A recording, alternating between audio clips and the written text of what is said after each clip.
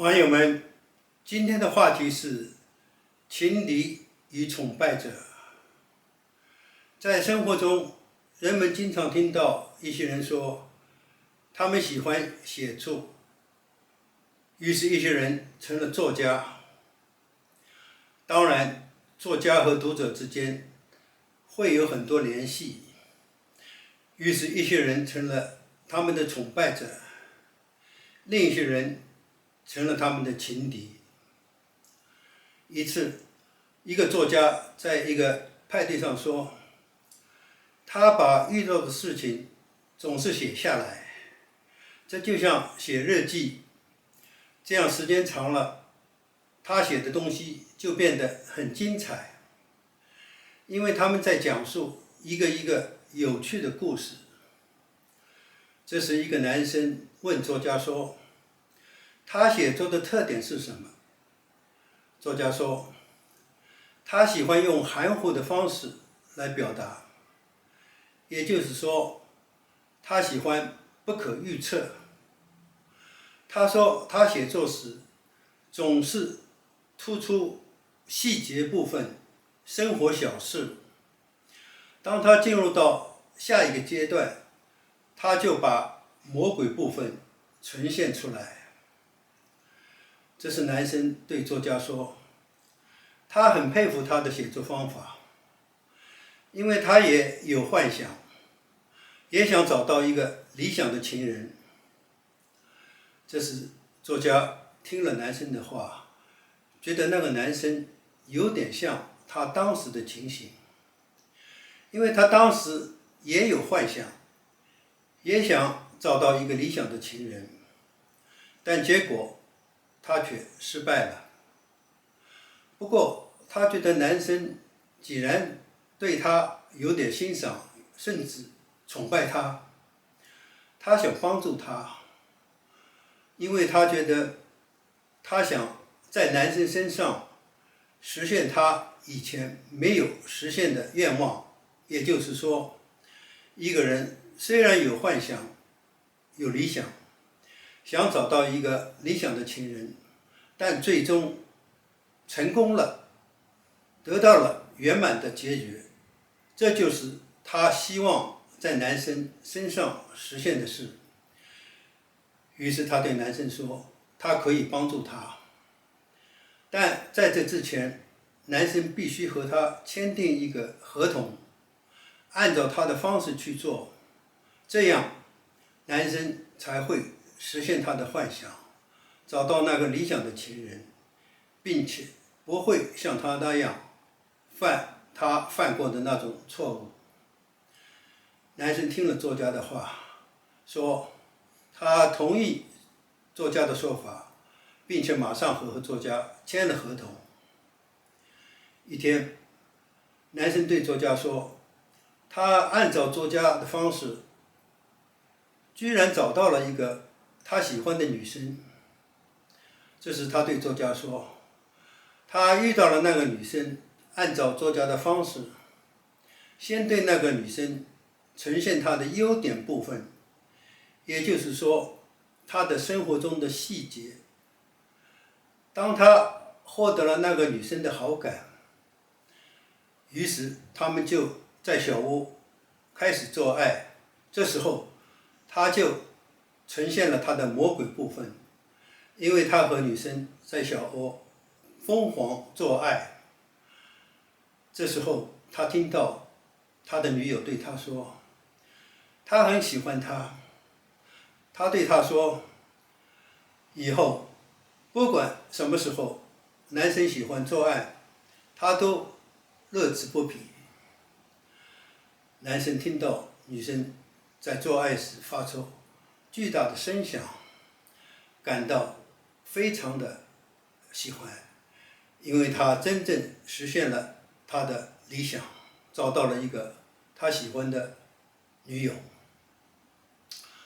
当他把这一切事情告诉了作家，作家对他说，男生遇到了那个女生，对他呈现他的优点，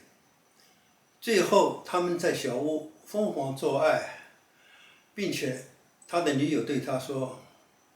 不管他什么时候喜欢做爱，他都乐此不疲。这些都早已在他的作品中提到了。这时，男生问作家说：“难道他遇到了那个女生，对他尽量表现出他的优点，获得了那个女生的喜欢，并且开始在小屋做爱，这些都是在他的作品中的细节和魔鬼部分吗？”作家说：“是的。”这时，男生对作家更加佩服了。这时，作家对自己说：“这证实了他的理论的可行性，因为他以前曾经帮助一个男生实现了他的幻想，做了不少荒唐事。现在那个男生又崇拜他，这样他决心真的帮助那个男生实现他的幻想，并且不要再重新犯他犯过的错误。”当他那个男生告诉他，他和他的女友谈恋爱很幸福，实现了他的幻想，这是他很久以来追求的最美好的时光时，作家说，这也是他的期望。但是不久之后，男生发现他遇到了一个情敌，于是他把这件事告诉了作家。这时作家对他说，他不必着急，因为他可以把这件事重新修改一下，增加到他的作品当中，这样即使他以后经常遇到那个情敌，他也会最终战胜那个情敌。作家并且对男生说，要是男生喜欢的话，他可以把所有在男生身边发生的事编成一个剧本，这样从今以后，男生只要按照他在剧本中写的那样去做，就会一切都没有事情了。男生听了作家的话，对他更加佩服了。他说，他一定会按照作家在剧本中写的东西去做，并且绝不会让作家失望。这时，男生开始享受着他人生中最美好的时光。不久之后，他发现他的情敌搬到了他的隔壁，成了他的邻居。于是他把这件事告诉了作家。这时作家说，这证明那个邻居是他的情敌，也是他的崇拜者，因为他现在已经被那个男生的一切着迷了。这样男生大可不必着急，只要按照剧本中写的去做就可以了，因为作家可以随时帮助他修改一些地方，让他战胜那个情敌。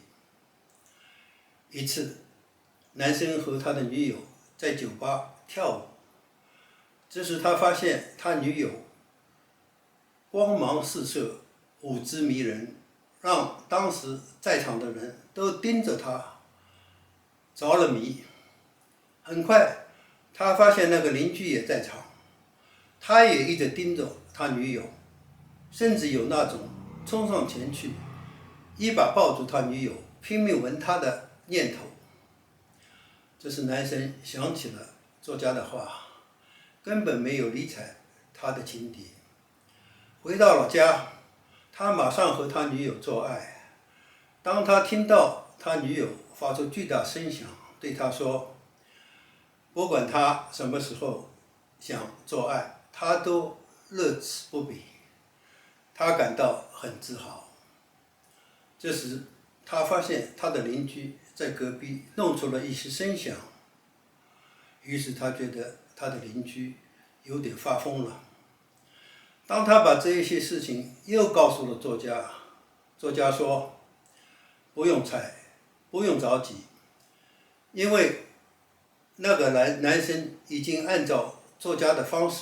形式，把作品中的魔鬼和细节全部呈现出来了。这样，他大可不必担心那个邻居，只要按照作品的写的东西去做就行了。这样，每当男生和女友进进出出，看到那个邻居在暗中监视他们，他却对自己说，